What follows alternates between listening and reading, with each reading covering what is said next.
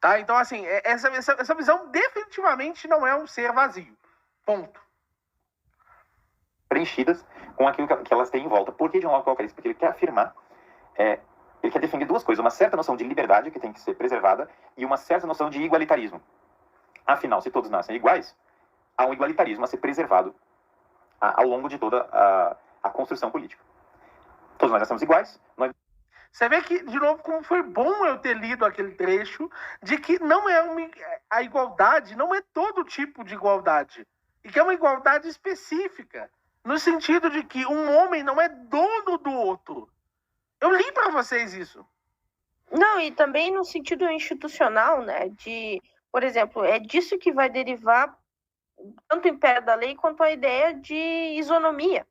Ou ainda não é só de Locke, é de todo um arcabouço de discussão liberal que vai vir essa ideia de que o homem é igual perante a lei, não igual no sentido de sermos iguais, de ter que ter distribuição igual entre as pessoas, nem nada disso.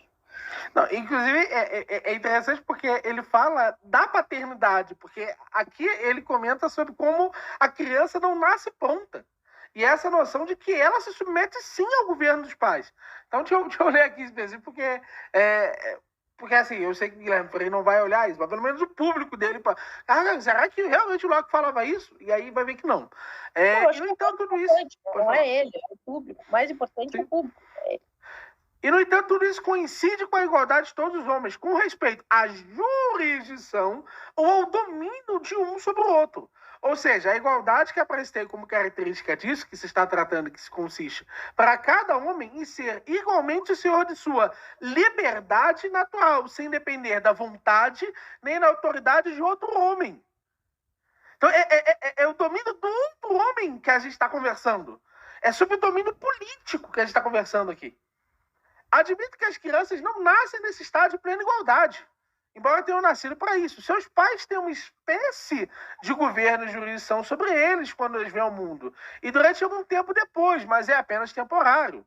Os laços dessa sujeição são como as fraldas que eles vestem e protegem a fragilidade da sua infância. Olha só que fofinho o Locke já defendendo a própria noção de uma infância cuidada, né? Que coisa curiosa, né?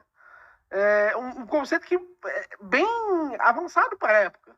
A ideia de você realmente precisa ter uma noção de proteção com seu filho e por aí vai. Né? Particularmente curioso. Mas é isso, entende? Então, se a gente entende isso, a gente vê, não, o que é nesse sentido que dita, que define como é a ação do homem. Deus, entre os homens, por sermos iguais enquanto filhos de Deus, um não pode impor o domínio sobre o outro. É nesse sentido. É sobre esse domínio. Entende? Deixa eu voltar aqui no vídeo.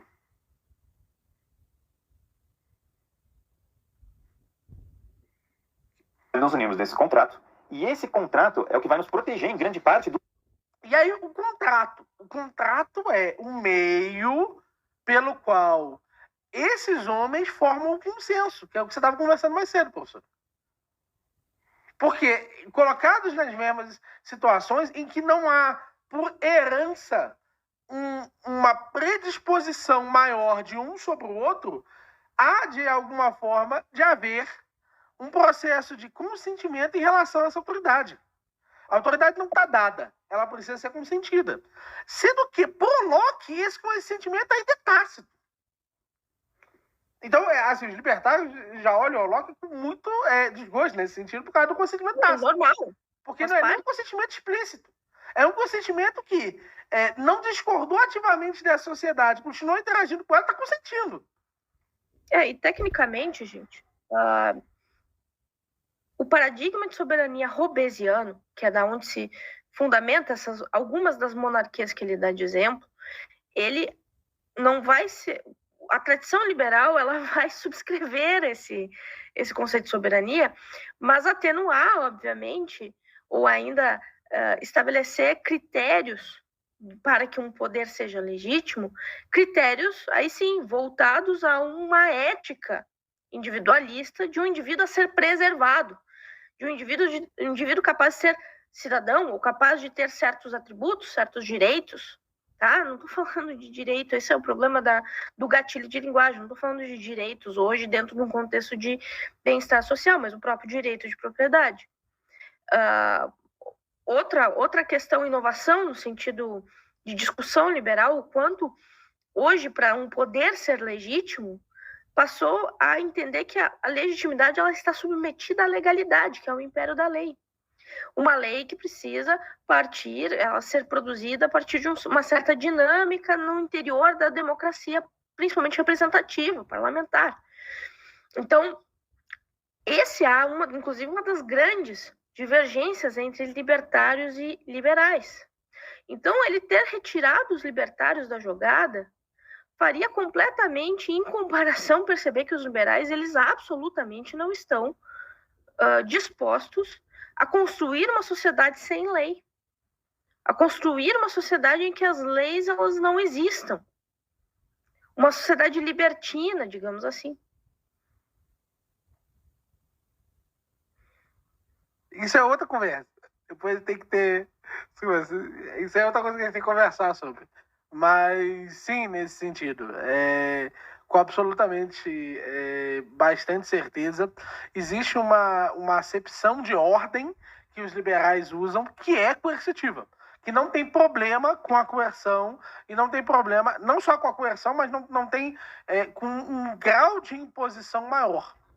Nesse sentido, os liberais concordam com isso e acreditam que isso é saudável para a manutenção da sociedade.